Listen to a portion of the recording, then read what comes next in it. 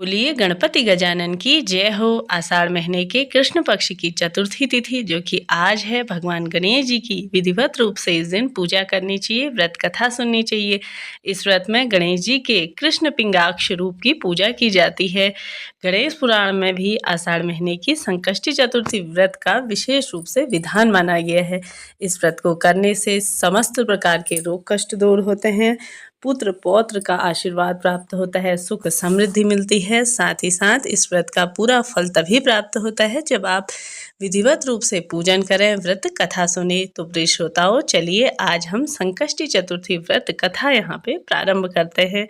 तो जैसा कि प्राचीन काल में रतिदेव नामक प्रतापी राजा राज्य करते थे और उन्हीं के राज्य में एक धर्मकेतु नामक ब्राह्मण की दो स्त्रियां थीं। नाम सुशीला और दूसरी का नाम चंचला था। सुशीला नृत्य किया करती, जिसके कारण उसका शरीर दुर्बल हो गया और वहीं चंचला हमेशा व्रत उपवास किया करती। सुशीला को सुंदर कन्या हुई और चंचला को पुत्र पैदा हुआ।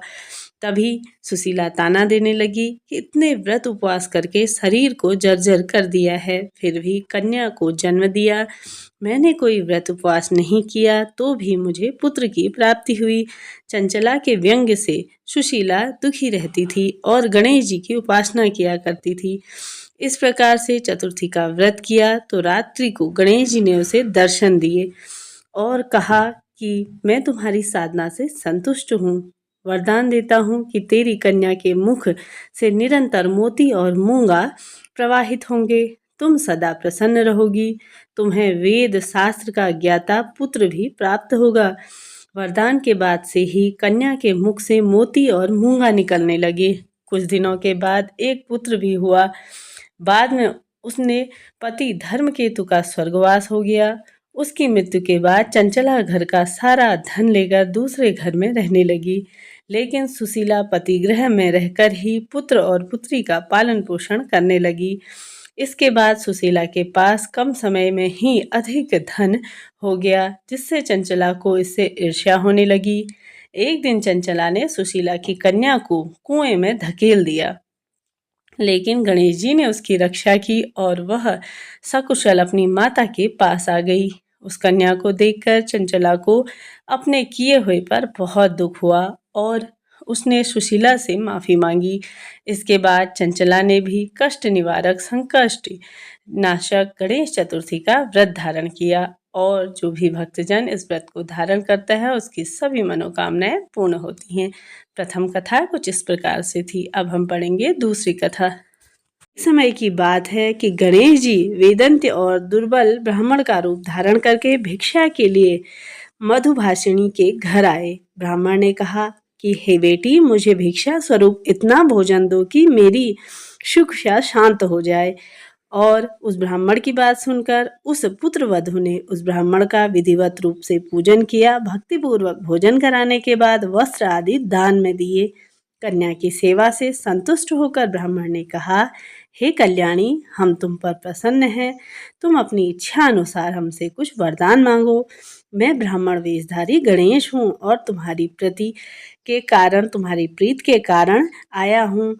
ब्राह्मण की बात सुनकर कन्या हाथ जोड़कर निवेदन करके कहने लगी, हे गणेश जी भगवान, आप मुझ पर प्रसन्न हैं तो मेरे पुत्र के दर्शन करा दीजिए। कन्या की बात सुनकर गणेश जी ने कहा कि हे सुंदर विचार वाली, जो तुम चाहती हो वही होगा, तुम्हारा पुत्र शीघ्र आएगा।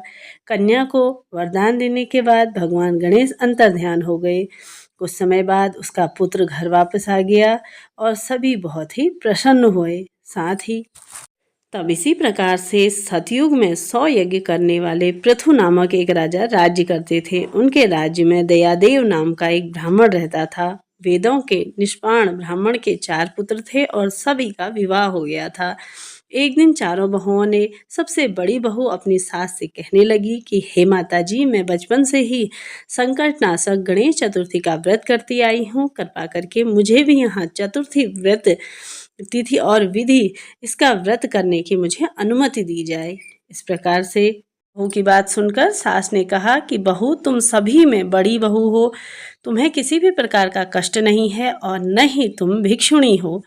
ऐसी स्थिति में तुम किस लिए व्रत करना चाहती हो? हे सौभाग्यवती, अभी तुम्हारा समय उपभोग करने का है और व्रत रखकर तुमको क्या करना है? लेकिन बहू नहीं मानी और व्रत करने लगी। कुछ समय बाद ही बहू ने एक सुंदर बच्चे को जन्म दिया। जैसे ही सास को पता चला कि बहू अभी भी व्रत कर रही है, तब वह उसे व्रत छोड़ने के लिए मजबूर करने लगी। ऐसा करने से भगवान गणेश नाराज हो गए।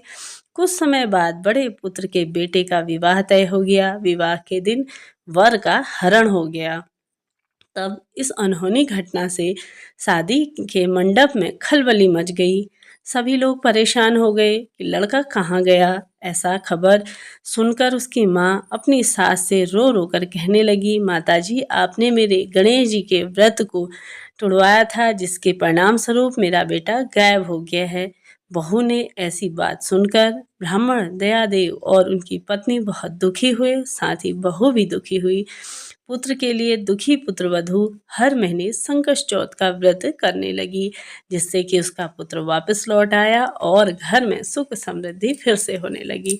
जो भी भक्तजन इस व्रत को धारण करते हैं, व्रत कथा सुनते हैं, उनका जीवन सुखमय और सार्थक बनता है। मिलते हैं नेक्स्ट वीडियो में, तब तक के लिए जय श्री हरि विष्णु।